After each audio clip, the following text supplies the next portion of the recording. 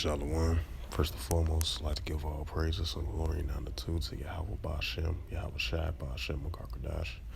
Shalom to the elders Wa'ak and Wa'ak and I say Shalom. And this is a sit-down lesson that I want to bring out of this recent news article from NBC News. And it reads, Russia accuses Ukraine of shooting down military plane carrying 65 Ukraine POWs. The flight was transporting the captured troops to Belgorod ahead of a present exchange at the border. The Kremlin said, saying caution against sharing unverified information. It says Russian on Wednesday accused Kyiv of shooting down a military transport plane, killing all 74 people on board, including 65 Ukrainian prisoners of war. The flight was on its way to the southern region of Belgorod ahead of a present exchange at the border when it thought was down by a group act. The Kremlin said NBC News could not independently verify who was on board the flight or what caused it to crash. Ukrainian officials cautioned against sharing unverified information but did not immediately offer further details. The Asashan 276 was performing a scheduled flight to an airfield near the border when it was shot down by an anti-craft missile system, the Russian Defense Ministry said in a statement. It says on board the plane were 6 crew members, 65 Ukrainian military personnel for exchange, and 3 Russian military personnel accompanying them. The crew and all passengers were on the plane were killed.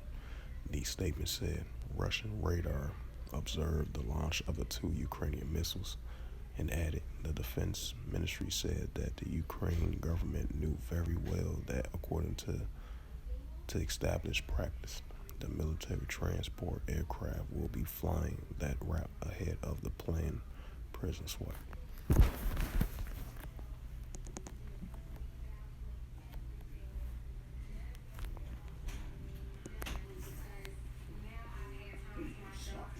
Oh, okay.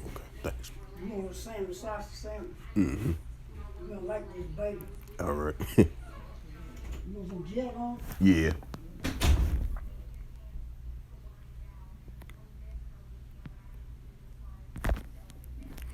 This is the book of Luke, chapter 21, verse 9. But when ye shall hear of wars and commotions, be not terrified, for these things must first come to pass, but the end is not by and by. Luke 21, verse 10. Then said he unto them, Nation shall rise against nation, and kingdom against kingdom.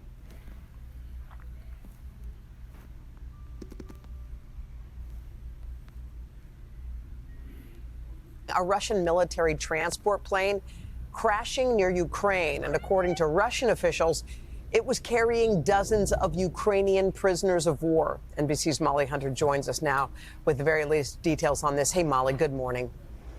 Hoda, good morning. That's right. A major headline as the war in Ukraine grinds on after nearly 2 years of fighting. This is a major accusation from Russia's Ministry of Defense and could be very damaging for Ukraine. Russian state media reported this morning that a Russian military aircraft on a scheduled flight crashed in Belgorod. That's a western region close to the Ukrainian border. And this video that I think we can see right now, posted by a Telegram account linked to Russian security services, appears to show the plane hurtling towards the ground, then exploding into a fireball. Dramatic video there. According to Russian defense officials, the plane was carrying 65 captured military personnel, Ukrainian POWs, as well as 9 other people. Now, no official cause of the crash has been released yet, but the Russian head of defense committee has said the plane was shot down and that Ukrainian leadership was aware of the prisoner exchange happening and how those prisoners would be transported. The foreign ministry now directly pointing the finger at Ukraine in a new statement, calling it a barbaric act of terrorism. Now, Hoda, details are still coming in. NBC News has not independently verified the details of this incident, including who exactly was on board. We have reached out to Ukraine's armed forces for comment. Hoda? You know, Molly, there's been so much attention on what's going on in the Middle East, but if you count the days, today is actually the 700th day of Russia's war. So could this milestone maybe escalate things going on there? 700 days. That's right, Hoda. Ukrainian President Zelensky has been unrelenting, speaking powerfully and frequently about the increased Russian attacks on Ukrainian territory in recent weeks. And especially, Hoda, as the U.S. election gets into full swing, his appeal for vital Western and U.S. aid in particular continues. But as this story develops, Hoda, you're absolutely right. It could be incredibly damaging for Zelensky as he fights to keep Ukraine on the world's agenda. Hoda. All right, Molly, thank you so much. We appreciate it.